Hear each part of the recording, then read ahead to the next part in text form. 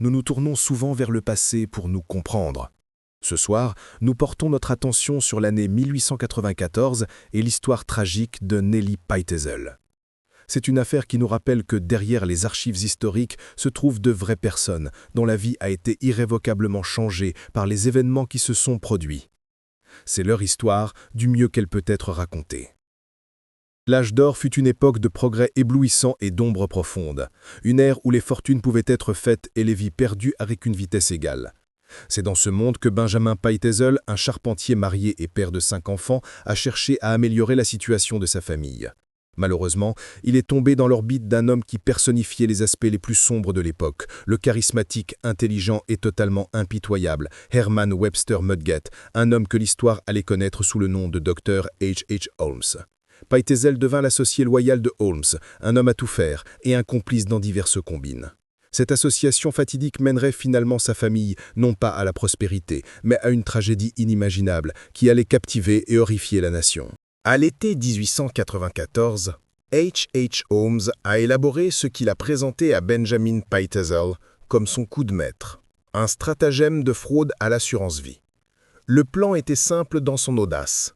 Pitezel contracterait une police d'assurance de 10 000 $ sur sa propre vie avec son épouse Carrie, désignée comme bénéficiaire. Ensuite, avec l'aide de Holmes, Pitezel simulerait sa propre mort. Il se procurerait un corps de substitution, mettrait en scène un accident et ferait officiellement identifier le cadavre comme étant celui de Benjamin Pitezel. Une fois que Carrie aurait encaissé l'argent de l'assurance, Holmes et Pitezel se partageraient les bénéfices. Pour la famille Pitezel, Holmes était un médecin sophistiqué et un brillant homme d'affaires, un bienfaiteur qui les guidait vers une vie meilleure. Carrie Pitezel en particulier lui faisait une confiance aveugle. Elle le voyait comme un ami et un protecteur, un homme qui avait à cœur les meilleurs intérêts de sa famille. Elle n'avait aucune raison de soupçonner que tout le stratagème était un piège méticuleusement conçu, destiné dès le départ à ne servir que les motivations sinistres de Holmes. Le plan fut mis en branle à Philadelphie, mais H. Holmes n'avait aucune intention de trouver un corps de substitution ni de permettre à son partenaire de s'en aller avec une part de l'argent.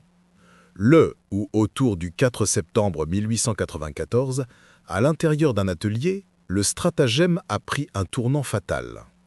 Au lieu d'aider Benjamin Pitezel à simuler sa mort, Holmes l'a assassiné. Utilisant ses connaissances médicales, il a rendu Pitezel inconscient avec du chloroforme, puis il l'a tué.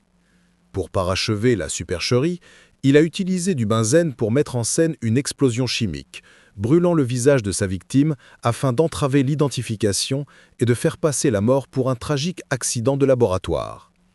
Holmes a ensuite froidement poursuivi la phase suivante de son plan. Il a identifié le corps aux autorités comme étant son associé, Benjamin Pitezel. Il a même réussi à faire en sorte que la propre fille de Pitezel, Alice, âgée de 15 ans, mésidentifie le cadavre défiguré de son père, un moment de deuil et manipulé. La supercherie fut un succès.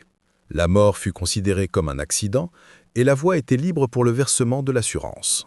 Benjamin Pitezel étant mort et les autorités satisfaites, H. Holmes devait maintenant contrôler le récit et l'argent. Il a approché la veuve éplorée Carrie Pitezel avec un mensonge stupéfiant.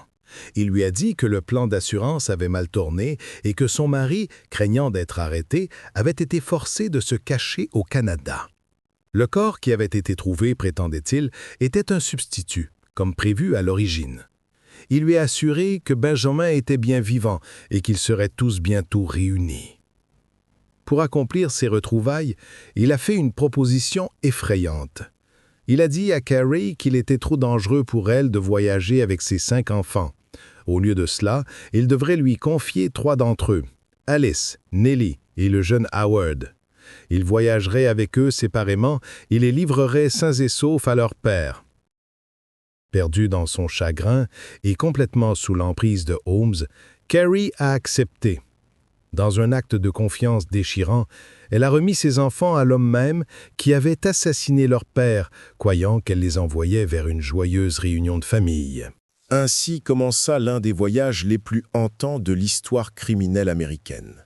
Pendant des semaines, H.H. Holmes a parcouru le nord des États-Unis et le Canada avec Alice, Nellie et Howard Pitezel.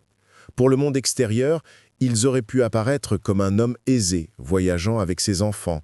Mais en réalité, ils étaient les captifs d'un tueur implacable, vivant sur du temps emprunté. Pendant tout ce temps, Holmes a maintenu une supercherie cruelle et élaborée par courrier.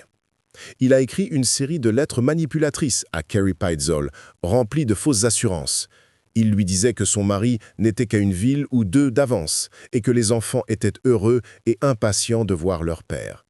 Simultanément, il entraînait Carrie elle-même dans un voyage séparé et sans but à travers le pays, lui donnant l'instruction de voyager de ville en ville. Cela la maintenait isolée, confuse et dans l'incapacité de contacter quiconque aurait pu exposer ses mensonges. Les enfants étaient piégés et leur mère était menée dans une chasse à l'oie sauvage, un pion dans le jeu mortel de Holmes. Fin octobre 1894, le sombre pèlerinage des enfants atteignit son avant-dernière étape à Toronto, Canada. Là, Holmes a loué une petite maison au 16 St. Vincent Lane. C'est là qu'il prévoyait de se débarrasser des deux sœurs, Alice et Nellie. Il s'est rendu dans une quincaillerie locale et a acheté une grande et solide malle de voyage, disant au commis qu'il en avait besoin pour stocker des articles ménagers. Il a également acquis les outils dont il aurait besoin pour réaliser son horrible plan. De retour à la maison, il a préparé la malle. Il a percé un petit trou sur le côté. Sa méthode devait être d'une efficacité froide et calculée, le reflet du mal méthodique qui le définissait. Pour la jeune Nellie et sa sœur aînée Alice, la maison de St. Vincent Lane serait leur destination finale. La promesse de voir leur père était un mensonge qui les avait menés sur des milliers de kilomètres pour se terminer dans une cave louée et tranquille dans une ville étrangère. Alors que Holmes menait les enfants Pitezel à leur perte, sa toile élaborée de tromperie commençait à se dénouer ailleurs. Sa fraude à l'assurance avait attiré l'attention de la Fidelity Mutual Life Association, la compagnie qui avait émis la police d'assurance sur Benjamin Pitezel. Ils ont engagé l'agence de détective Pinkerton pour enquêter sur leurs soupçons. Simultanément, un détective de police de Philadelphie nommé Frank Geyer enquêtait également sur l'affaire. Lorsque Holmes fut finalement arrêté à Boston en novembre 1894 pour une accusation sans rapport, l'ampleur totale du mystère Pitezel commençait à émerger. Holmes étant en détention, mais les trois enfants toujours portés disparus, l'affaire prit une urgence nouvelle et désespérée. La tâche de les retrouver incombait au détective Geyer.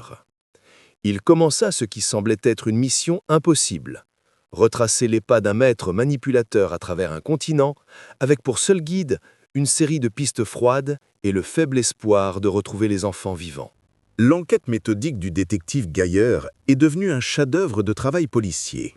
Il a minutieusement suivi le chemin tortueux qu'avait emprunté Holmes, reconstituant les indices à partir des registres d'hôtels, des horaires de train et des déclarations de témoins. La piste l'a finalement mené à Indianapolis, puis à la banlieue tranquille d'Irvington, où Holmes avait loué un petit chalet quelques mois plus tôt. Des voisins se sont souvenus avoir vu Holmes avec un jeune garçon. À l'intérieur de la maison, Geyer a mené une fouille approfondie. Au début, cela semblait être une impasse.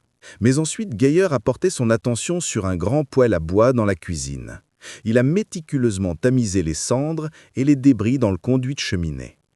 Là, il a fait une découverte déchirante.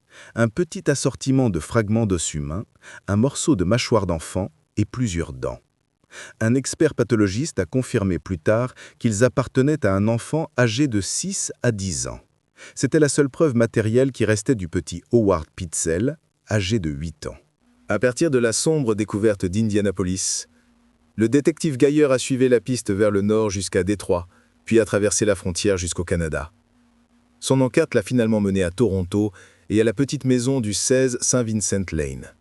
Munis d'un mandat de perquisition, Geyer et la police de Toronto sont entrés dans la propriété. Ils l'ont trouvée vide. L'attention de Geyer a été attirée par la cave qui avait un sol de terre meuble. Il a remarqué une section de terre remuée et a ordonné à ses hommes de creuser. À environ 1 mètre de profondeur, leurs pelles ont heurté quelque chose de dur, une malle en bois. Avec un sentiment d'effroi, Les officiers ont soulevé la lourde boîte de sa tombe peu profonde et l'ont ouverte avec un pied de biche. À l'intérieur, ils ont trouvé les corps très décomposés de 2 enfants, serrés l'un contre l'autre. C'étaient Alice et Nellie Peitzel. L'un des corps fut identifié comme étant celui de Nellie grâce à une petite déformation révélatrice de son pied. La longue et angoissante recherche était terminée. Le détective Geyer avait découvert la vérité finale et terrible de ce que H.H. Holmes avait fait. Les découvertes faites par le détective Geyer à Indianapolis et à Toronto scellèrent le destin de H.H. Holmes. Bien qu'il n'ait été jugé à Philadelphie que pour le meurtre de Benjamin Pitezel, la preuve de ses crimes contre les enfants fut présentée au tribunal. Elle brossa le portrait d'un homme d'une cruauté sans égale, un monstre qui avait non seulement tué son associé, mais avait ensuite systématiquement détruit sa famille pour un gain financier. Holmes fut rapidement reconnu coupable et condamné à mort. Avant son exécution par pendaison le 7 mai 1896, il écrivit une série de confessions, se déclarant responsable de 27 meurtres, bien que le nombre réel reste un sujet de débat. Mais il n'y avait aucun doute quant à sa culpabilité dans l'affaire Pitezel.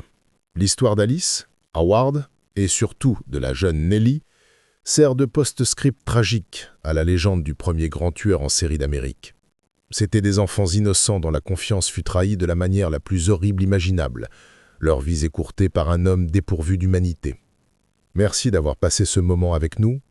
Réfléchir à ces événements passés est une façon de se souvenir des individus impliqués et de l'impact que leurs histoires ont eu sur leur communauté. Si vous avez des réflexions sur l'affaire d'aujourd'hui, nous vous invitons à les partager respectueusement dans les commentaires ci-dessous. Nous espérons que vous vous joindrez à nous à nouveau pour notre prochaine affaire de True Crime.